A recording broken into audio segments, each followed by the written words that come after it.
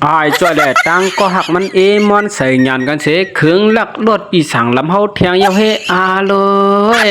หมอขึงหนักหนาเฮไอ้จอยนี่แหละเถือหมักยาวก็เรียนไปเฮไหนก็มันขาดทั่วมือหลงกำมองป่วยเป็นกันนั้นยองใครก็เอาว่าฮาได้ฮาเลยหยาบช่างเด็ดจู่ไอ้จอยก็ให้แกงมาอุบไอ้ลำเสเลยย้อนเพชรย้อนไล่เราเนี่ยเลยจะมีไล่ฮะไอ้ลำก็ว่าเลยมีเนาะไล่เขาฮัดชาวตัวเขาลำเนาะเนี่ยว่าซ้ำมันหันเดียวว่าไหนไล่มีในพวกนั้นมันทั่วกันแน่ว่าไหนเดี๋ยวจะมาช่องตัวจู่หักมันอยู่ไหนไล่เขาไหนนะเนี่ยจู่ไอ้จอยก็ว่าไหนโอเคไปจังขยันกันเนาะว่าไหนไอ้ลำก็อุบกันเยอะโทรรถมาเฮ้ยสั่งเลยมา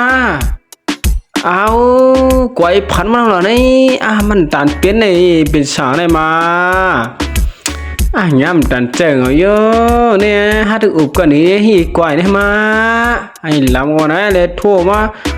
โลไอ้จ้อยขาทั้งจูมันป้ามือกันป้าไปกำวงไว้กันนั่นห่างแข่งเอาเนาะวันไหนห่างกันก็ว่ามือช่องเขาวันไหนเดี๋ยวจ้อยบ้าทั้งจูมันนี่ช่องมือกว่าเป็ดไอ้ลำว่าโลเฮ้ยเหื่อเอาเฮ้ขำแล้วเฮ้ทั่วลุงน้องกับงาวันไหนโอ้พงมาเลยพงผมมาเลยโอ้โหหนาวเลยฮัลโหลค่ะไอ้เมื่อกำมาของกำรู้รถเครื่องไกวผัดกันแน่มื่อวันไหนแลลุงน้องไอ้ลำว่าหอกายดีอันกับบันไอ้ลำว่าเฮ้ดูหัวหนาวเลยก็เหี่ยวโดนไกวแบบนี้มาเกาหน่อยเฮ้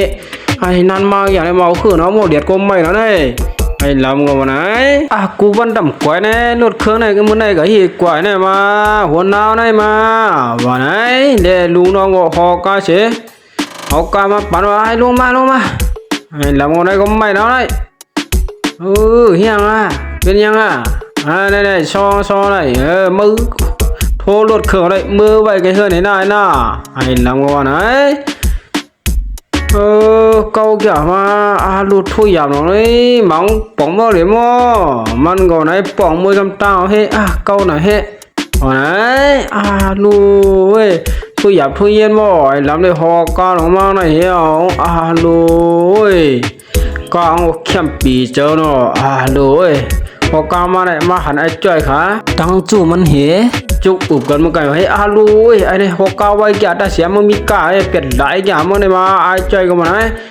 ไอ้ลำมันร่วมมาค่ะอุบกันไว้ร่วมกันเนี่ยผุยพักถูกกานายมาเข้าจำเฮาไหนลูดจ้อยก็จำไม่หลับเบ็ดเยอะเฮ้จ้อยเลยกูไปจ้อยเลยลูดมันเก่าหนาเลยไปตั้งกูวันหม้อไอ้ลำก็ว่ามั่มเลยกินไอ้ก็ปั่นมาเหลียวเนี่ยบ่มีกาเก่าแก่มายิงเลยมาไอ้จ้อยก็เลยเก่าเตะเฮ้ผมมีกาเลยกับปั่นมาเหลียวเลยมียิงในขำตัวดอกเลยเก่าหน่ะเฮ้มือเหลือเลยเก่านี่ไปตินดาเสียโนโมโนเก่าเห็นอันนี้เอาไว้อีกจังเลยไม่ได้หุ่นดำมือก็ได้หุ่นดำคือกำวันก็ได้ขึงลายไว้อุบกันดีๆนะเขามีลายก็ได้ไอ้จ้อยก็นะไอ้จ้อยก็เลี้ยน้องมาก็เฮือนได้เลี้ยน้องมาโลเก่าหนามือมียิงในเหมือนได้มาหญ้ากินกันไหนเมาไม่เด่นตอกเล็กเหมือนหน้าไว้เฮ้โลมันหมกครึ่งหนาเฮ้เคยหญ้ากินคันคือป้านกับห้องยาละคือเด้วันไหนเนี่ยเจ้าก็ใหม่มาเนี่ยเลี้ยน้องไอ้ลำขาก็อุบวันเฮ้แก่เพียงว่าไม่มีกายอะไรเด้เย่นางในก็วันไหนเนี่ยเจ้าก็ไปลงมาได้หิมกาขันไหนไปกันไหนป้องไปลงมาได้เหยียบเนี้ยเรียกไม่น่าเลยทีไรป้านกับห้องยาวคือเด้วันไหนเลยลำก็ซ้ำเลียดไว้ผู้ขึ้นด้านไหนจ่อยยาวรูดหม้อไอ้จ่อยมาบ้างผ่ายแทงจู่มาไหนลวงมาละเหยียบหญ้าแล้วจ้อยใบหูไว้ลำมาบ้างไว้ผ่านขึ้นเมื่อละหญ้าขึ้นตูเก่าละก็ไม่ได้ไอ้ลำก็ยืมต้องไปปีนน้ำเมื่อเนี่ยวันนั้นเลยจ้อยหญ้ากินขันหญ้าตัวเจ้าเก่าก็เหยียบหญ้าเรียกไม่น่าขึ้นเหี่ยว